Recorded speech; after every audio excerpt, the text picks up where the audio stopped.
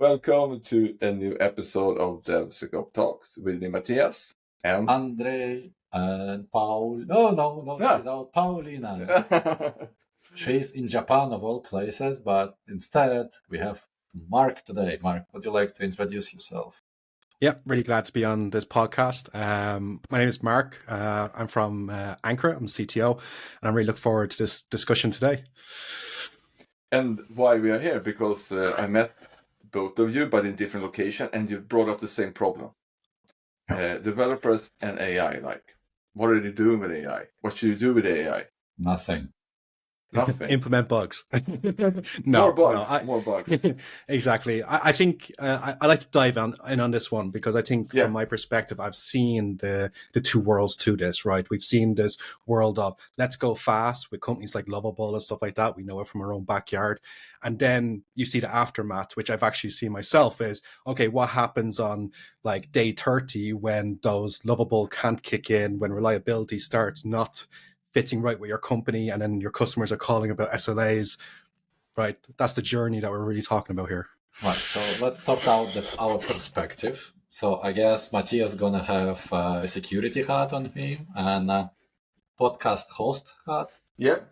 I'm coming in from the ops side, if you like, but also I'm like in our company we are developing AI-enabled product that's and developers are intended audience, like part of the intended audience for it. So I have stuff to chip in there, like as a developer using AI, but also as a developer developing for other developers who are supposed to be, like I hope will use that tool one day, and seeing the traction. And I guess, Mark, you will be talking.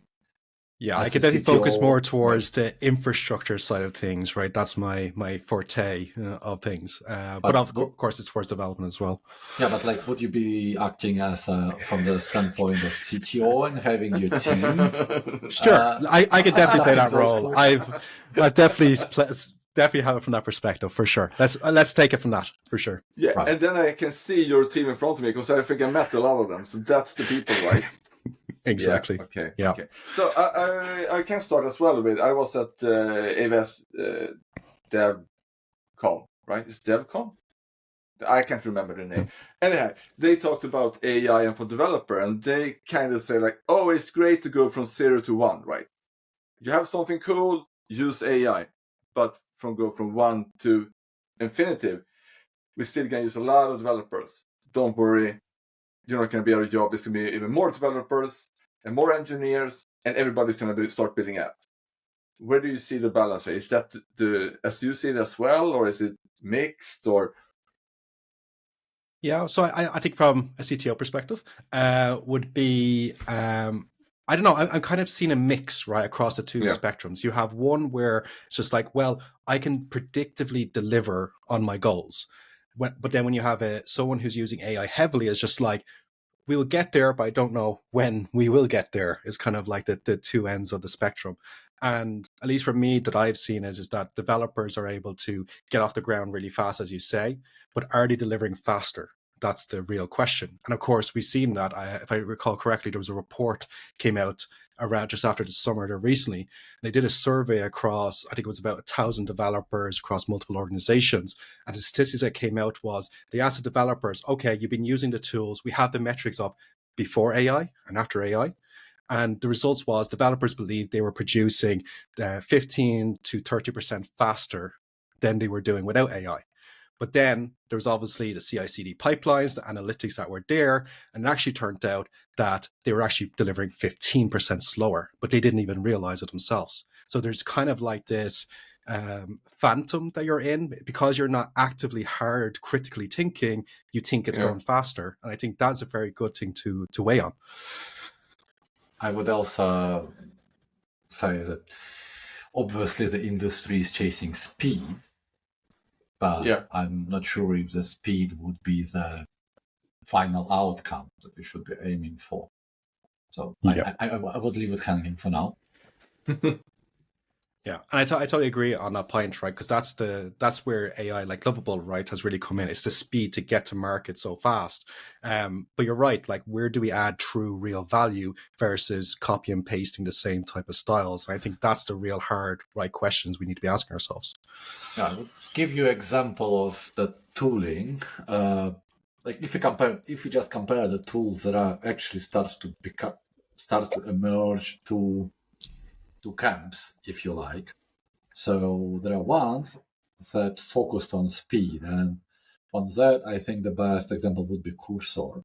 So when you work with Cursor, if you look at all the announcements that they do now, like for instance, they came out with their own model for coding called Composer One. Everything around that is centered around speed, like delivering changes faster. They now have a picker that allows you to run the same request through multiple models at the same time. So you can take Sonnet 4.5, you can take Composer, you can take the Codex from OpenAI. You run those three in parallel, and you can see that Composer is spitting out the code with, it's just unbelievable how fast it is. It's like maybe 3-4 times faster than Sonnet. And by the time Composer is done, the Codex is still thinking about what it's going to write. So, but like, is it really what we need? Because what you left with is a lot of code, and now you need to go in and actually figure out what is that, unless you have the bootstrappings around it to actually comprehend it faster or make sure that it's workable. If you or you sit there and pray as the fourth option, I think. Some people do that. Then you have another camp, which is like Kiro from Amazon. This one is very centered around test-driven development. So it will write a lot of tests, and they're using the same model. So it will be Sonnet 4.5, but the code, like the internal prompting, is such makes a very big difference how they approach that. So first of all, they have a spec-driven development. So you actually spend a lot of time reading and working with the model on a specification. That already creates a value, because then you can share that specification with other people.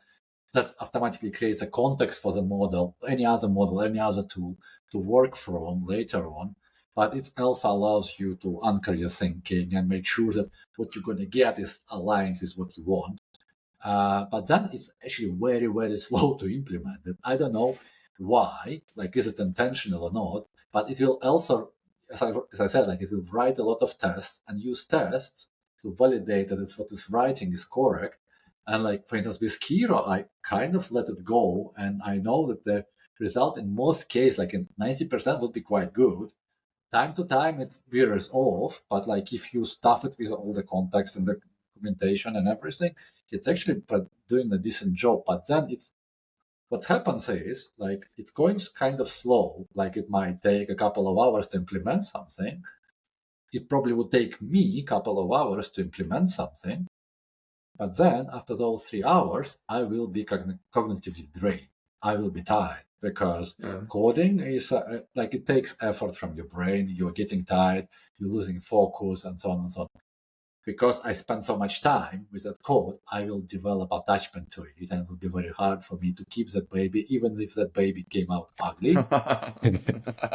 But here, I'm fresh. I'm kind of more like a QA manager or QA engineer. Like, I'm getting the code, I'm looking at it, and like, boy, that's not very good. And I can go back and I can delete all of that code, and I can go back to spec, refine the spec, and do it again. And by the end of the day, I won't be as cognitively drained comparing to me writing. Okay, so first, like, it's two different types of code, working with codes and AI, right? One is the spec-driven, and one is just you go by emotion, or like, what would you call the other one, right? When you just like, hey, I want a web page, it's going to look like blue, and it's going to have buttons. It's more like prototype development. So like, I would say spec-driven development, that's like for the serious development, developing features. Okay. The vibe coding is more like the prototype, building prototypes. I don't think you can get far with the vibe coding. I think people can have these different views here on that, right? Yeah. I think I have 2 points that is additive to what you've been saying, not contradictory to. But one is, one of the problems is that developers value testing the least, right? Like maybe I'm definitely going to be argued against on that point in the future, but that is the fact, right? If you go on Reddit and stuff like that, you see engineers talk about these things. They're like, oh, I'll write the code if the AI will write my testing because I don't want to deal with that. And so that's kind of, as you mentioned, your quality control is that you trust your testing. But what if you had that team member who was auto-generating those tests? Then that kind of quality control now is not there. So as you build now, your quality control for the AI has dropped as well. The other point that I want to hit on as well was you mentioned about the cognitive load, and I think that's a really strong point, and that was my point before as well. You can put that energy towards other things and thinking, but then we get to that concept that I've grown up with is you can be good at many sports or great at one. And if you're cognitively split so much, that is like you feel you have more freedom, but are you actually? Is my question to that. And I think one last point on the cognitive as well is that there's also the subconscious point, right? So like you've after spending the entire day working on this new implementation, it's working great. There's a small bug in it. You don't know what, but you're done for the day and you've checked out, but you haven't really checked out, right? Deep down, when you're sleeping, when you're resting, your subconscious is kicking in and it's thinking on that problem. You don't just wake up in the morning with all the energy and actually like, oh, I found this problem. It's like I've actually been subconsciously thinking on this throughout the night.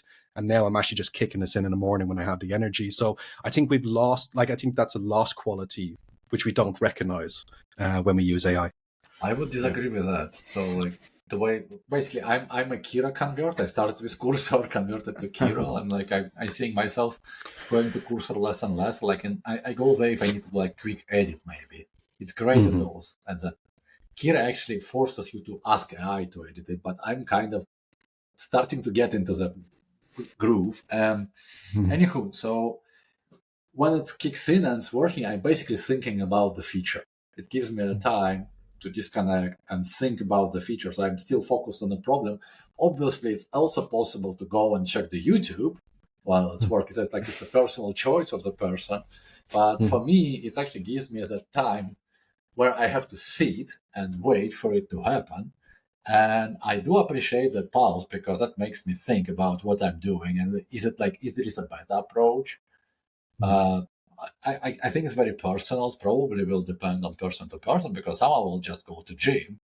It's still fine.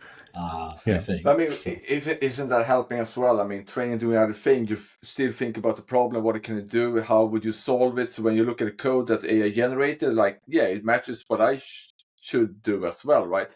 This looks good, right? If you get it and it's like, what is this? You're probably like, I don't understand the code here even.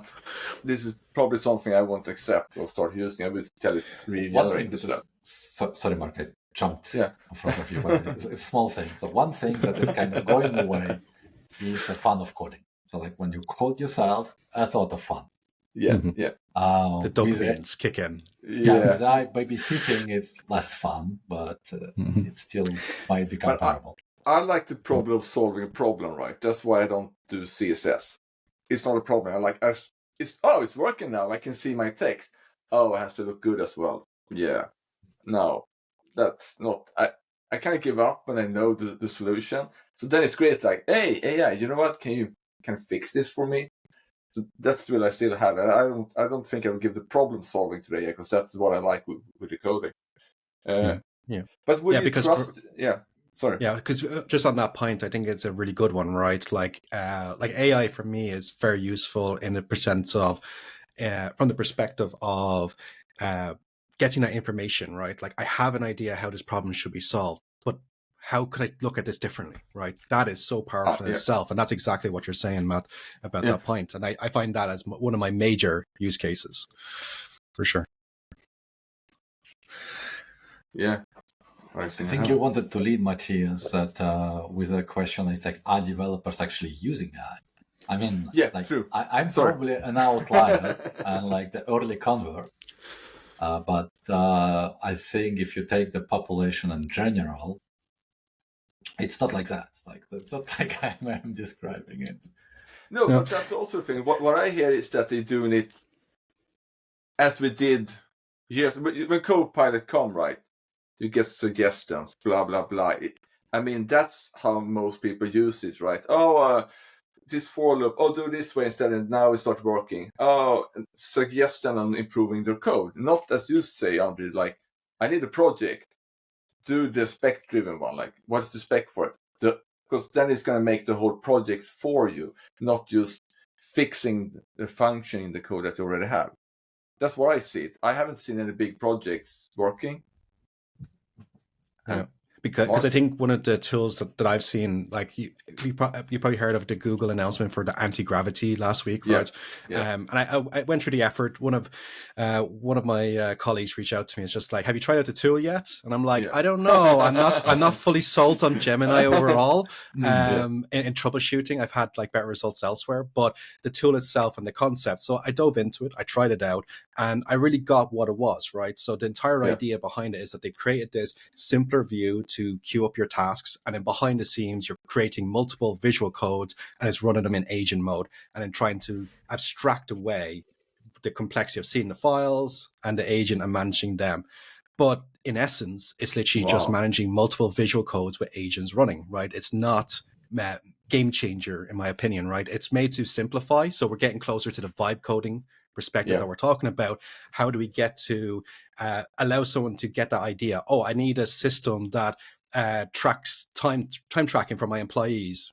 Input that, output a system, you can use it, right? And that's the area which I see a lot of traction towards, but is it really bringing real value is my concern in that area. So like if you look towards a lot of these MVPs that are coming out, they work well, but instantly when you need to iterate on them, you're introducing more bugs than actually implementing the feature. And that is the thing that's really holding this entire thing back from people, is how do we get that under control? Yeah. Do you think it was too big a step to just go directly into vibe coding instead of giving tools to developers? If they're giving the tools to the developer, wrote the spec in some easier way, maybe in YAML, and then have agents working on it, they will still have control of it. Now it's more like you take away everything, right? You just get you describe something and then you try to figure out, and then you get code back. Maybe it's I think on that point, like that's the problem, right? We mentioned at the very start of this, it has been that we have the investor thinking that, we're going to replace developers, but the reality of things, it's going to supercharge us. But while we're competing with those two perspectives, we're going to have this miscommunication in the market of how these tools really work, and that's the true problem. Yeah. I do agree with that. Actually, interesting note on anti-gravity. You might remember there was an announcement where OpenAI wanted to buy Windsurf, and then this deal didn't go through, and Google jumped in and basically hired all the exec team from Windsurf, and now they're getting anti-gravity. You can connect all the dots yourself. Yeah. Exactly. Like, I think there's definitely potential for unlocking more information about insights, like as you mentioned, testing and other things. One tool that I've used a while ago, I haven't checked into it recently, is a tool called continue.dev. And pretty much their entire thing is similar to the agents that we've been using, but they implement this like web interface that tries to bridge the two together. And I think, at least when I was trying them out, they're kind of just really getting started in this kind of bridging between a kind of insightful web UI with your chat, but it definitely showed a lot of potential. And I think that's probably the direction we're going. How do we embed the ecosystem of developers around the AI tools that are there? And of course, then there's also an aspect of, as we embed them, then it becomes more of a security concern. So like for now, we've all used agent mode. We know if we, like, for example, with Cursor, it can go through perspectives of echoing out your environment variables that can contain secrets and API tokens. Then they're shipped off to OpenAI, sitting in Microsoft data centers. And that's definitely an issue for businesses from a security perspective. So I think that's also one of the things that's holding us back from properly integrating AI, is this security concern of, well, Microsoft or one of the providers are going to be the owner of my company's intellectual property. It's basically the big divide. So you need to jump the trust wall, because for those tools to work effectively, you need to have all the context they can get. Yeah. But in order to get all the context they can get, they need to get that context that can get. And like, do you want to give them that context? Yeah, exactly. But this is also like developer hygiene, right? Don't have production tokens when you develop and all that, right? of course it happens. But the security point is the other part, right? When anybody, it's so good that anybody can build any app, because it will bring out so many more apps that we can't see today and that we need, maybe from industries that are lacking in apps. I don't know, healthcare maybe, schools maybe, other people that were not that heavy on like tech people. But the security part would be a nightmare, right? Because now everybody start building apps, and then they will get data, and they will just like, oh, this is an app, I can run it for 10 years. So I think we're gonna see more and more leaks. There's gonna be more and more problem with that until we come over a hurdle that we did with the web application and MySQL and PHP 10 years ago. I don't think that's just small players either, right? Like if we look back towards last month's Amazon outage, right? Like that entire thing came down to that the DNS failed is what the surface level was. But then as you start piecing the pictures that led up to there was that 3 days before that outage happened, Amazon was boasting about we fired 40% of our DevOps and replaced them with AI. And you're like, okay. And now 3 days later, we have a major outage. So they have a tremendous, amazing a pool of skill set people there. And still they fall into this, oh, AI has caused this configuration vulnerability that literally wiped out our entire region. That's a very unfortunate timing for them. Yeah, you're fighting a lot of people, and the next thing you know, everything goes down. But I mean, from what I heard as well, I think it's good to replace the simple task like React components. Super simple for AI to build, right? I have a list, make a component, and just give me a table back, whatever. It will create those, and those developers we might not need anymore. Or there's developer that take a pride of building React components still, or CSS. I mean, those are one that might have to learn something else, right? There are also plugging the gaps, like the stuff that you never have time for. Oh, yeah. So there are actually a few avenues there. Like, for instance, like I just built the rate limiting feature into the code that really needed it for 5 years, but then there was like no developers available to ever do it, like in 5, basically in a day. It was done by AI, and then I spent a couple of more hours just iterating over it, making sure everything works and feeding it back to AI so it can fix stuff. This exists. Another thing is like we also, like at FiberXL, we are supporting a bunch of open source models. Time to time we do have people to maintain them, time to time we don't. We would have someone coming in, opening the issue. Now I can just say like, cursor, like look at the issue, go do as it says. And in 20 minutes with the background agents, I have a pull request to review. And then like the cursor backbot will review it, make sure there's nothing there. Then I will take a final look on it. And we merge and like for the small things and the stuff that you never have time, I think this is where it shines really well. Like fixing the security bugs, doing the package updates, all of that, like what Amazon, what the GitHub is doing.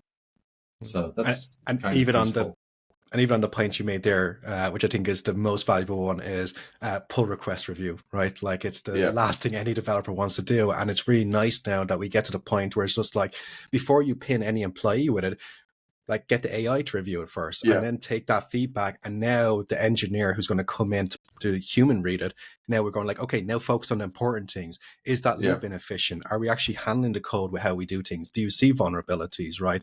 This is, I think this is a great unlock that I've seen currently. Like Copilot is integrated really well with GitHub that you can literally just add it as a requester and it will do the review, and in most cases it does a pretty good job. Like even for me, I made I'll share a mistake I made, and AI did catch it in a specific scenario, is that I was developing now a Terraform integration towards spinning up a GKE, integrating with Secret Manager from Google, and creating a service account that connects between both. But this is where the caveat comes in. To create that service account in Kubernetes, you have to download the config, connect to that Kubernetes cluster, and apply that service account as a Kubernetes service account that connects to Google, even though it's all in Google, all of this. But then I made the mistake where it's just like, yeah, I'll pull down the config, then I'll do local exec in Terraform. And for anyone who doesn't know that, local exec is pretty much, I'm going to, instead of running it on a server, I'm going to run it on my local laptop, that specific part of the automation. And obviously that's a big no-no. You shouldn't be doing that because you can't predict the environment and you're going to create yourself a lot of bugs and problems. It works on my machine, doesn't work on other machines. And pretty much the Copilot PR review caught that, brought it up. And I'm like, that's really good because I most likely would have merged in that for sure. So I definitely see where it's valuable from a security perspective, quality perspective. It can definitely be a safety net to start with. Yeah, so there are so many pluses, but it's still not being used, funny enough, because I do see quite a bit, well, I can't say opposition, but maybe inertia from developers. So you have people who are like, I know my way, and like, I'm really good at that, go away, I'm going to do it myself. Fine. Then there is like another camp of it's all shit and only producing bugs. And unreliable, blah, blah, blah. So, and then there are just people who cannot be bothered as a third camp. The shiny tools, but who cares? But I think it's always been like that. Sorry, Mark. It has always been like that with developers. Some are just happy and they're doing their Java developer. They have never been to conference. They don't care. They don't know what a cloud is. They have never done anything. They work probably at a bank, maybe. Right? They will not jump the AI train. And then there are other ones that are just, they're not even using React. They're using the latest JavaScript library with 2 developers maintaining, right? And they are the ones that will jump in quickly, right? We should say that there are good developers at banks, despite of that previous statement. we probably should say like the bigger companies tend to have people who like to coasting or cruising there. Yeah. Sorry, Mark, you were saying before I jumped in. So I think the point that I feel like we're hitting on is that like on a team, you can have all of these, right? You have four members team, all 4 of them are this. And I think the problem that we're seeing in the industry today is towards the negative stigma that's behind AI, right? When we talk on in a DevOps team, even though I am a fan towards DevOps, I do talk slightly negative among the team because I don't want to overhype it, right? I talk about my ups and I talk about my downs. But the one thing that I do notice is that when I talk negatively about AI, then the team stops talking about their positivity towards AI. It becomes kind of very polarized almost. And I think this is perhaps something that I think is hitting on here is that we need to bring it. It's great for the tools, but the tool is only good until we bring it into our culture. And so we need to talk positively, like talk about the goods and the bads, but don't be how would you put it, an AI bashing it down just because of the sake. There is every tool, everything out there has its pros and cons, and we definitely need to talk about it. And also, like using AI in my company, I have a software and I have my pre-prompts. I figured it out how to make the AI better, but then we don't have the culture to share that in the company, saying, "Oh, I found out a better way to do this," so you don't hit these bad experiences. Maybe if you gave it a go, you'd actually be more influenced to try it out. But I never heard that as a conversation point. It's good you're leading into this because I actually had a similar conversation just last week, saying like we are like one of the companies where I am involved. I just said like, look, so we are all the clever people here, but we kind of using it alone, and all of you configured some things that might be working for you really well, but then we are missing out on those good ideas. So I don't think there is like a lot of talks about the AI adoption within the companies. So, like the last decade, it was all about digital transformation. There are still people doing it, like who missed the last decade, but like the last decade was more or less about digital transformation. And I guess that's going to be another round of that. So we're going to be doing like now AI adoption. Like we did a digital transformation. Now we're going to be transforming into whatever is beyond digital transformation. Yeah. Intelligent transformation. Something on those lines, exactly. Something like that. Let's nail the term right now, and then in 2 years we're going to do a lot of consulting. Exactly. And I think that's the point, right? Like DevSecOps, DevOps, SRE, like we keep thinking of it as they're building tools, they're building software and stuff like that. But what they're doing the most is bringing awareness to build culture. And like, I guess that's where the AI engineers should be the leaders in this concept. This is a new role coming out. It's undefined. And in my belief, this should be what they should be pioneering towards, not just bringing in the tools or optimizing the AI prompts, so you have caching or whatever. Let's actually bring in that's actually part of culture, right? Like when I was working at Ericsson, for example, they brought out this concept of security master. And like, I know people cringe. I'm 100% sure most people cringe that concept. But the problem is that security is not widely knowledgeable. And the only way you can do it is by spreading the knowledge out, having those pioneer people within teams and making it more of a discussion point in those teams. And I'd love to see that towards AI in that way. You did work on Ericsson. Oh, I did. No, we're not going there now. It's like in 30 minutes. You don't do that. But I was thinking like the name rings a bell, and Stockholm is not a very big city, so yeah, exactly. So Ericsson as well. Oh, very good. Yeah, so yeah, we magnetized towards each other. There is something about that for sure. But even there, right, like if we take Ericsson, for example, like I was working over there on their 5G setup and they were rolling out their setup. And as anyone knows, that maybe something towards frequencies, which are home Wi-Fi, you have 5G and 2G. 2G passes further. So they released the 5G, but the biggest problem that they faced was, okay, well, we need to automatically switch people over or their call is going to go dead every 10 minutes, as they travel on a train or something like that. And before AI came out, Ericsson was also facing this, right? Let's bring out an intelligence that can auto-predict when the user is about to pass into that other radar area and stuff like that. So I can definitely see, like, on a wider level, like we've been so focused on the models being smarter and smarter, but we haven't gotten to the stage of the integration. And I think, like, small or big companies, I feel that the next year, 2026, will be more focused on how people are integrating to make people bring real value from the models versus the model actually outperforming the metrics that we have that keep changing depending on how you go. So I look forward to seeing that direction. Wow. That sounds like a good note to wrap it up on. Yeah, exactly. I like that. Let's end it here, right? Are there any last words? 30 minutes, kind of exactly. You caught me flat-footed. Yeah, I could throw one out. I'll go back to my previous point. I think for anyone listening, I would love to hear about your experience of collaborating on the concept of AI and improve it. I would encourage anyone that is listening to go out there and speak to your team openly. It's just like, who's got good prompts? Let's talk about, like, how have you learned stuff that's better for coding for our company? Yeah. And then we get to that way, if we're talking about this, not everyone has to reinvent the wheel.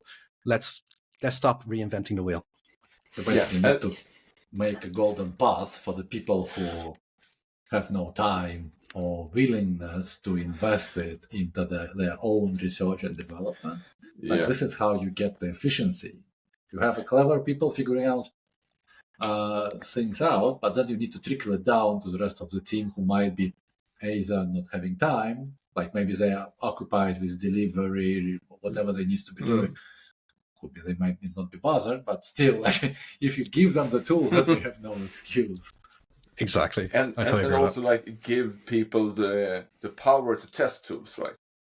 Like, so you don't get like, here's a Copilot for you, go and work with this one. Like, open up, like, this is AI, what can you do with it? Go and test, have the time, figure out how we can improve. This is a big danger of standardization, because you might be killing creativity, so you need to keep it open. Like, I really like the concept of the golden path, where, like, this path works, but it's fine if you go around it. Yeah. And I think with that, I will press stop. Thanks for tuning in. Bye-bye. Thank you.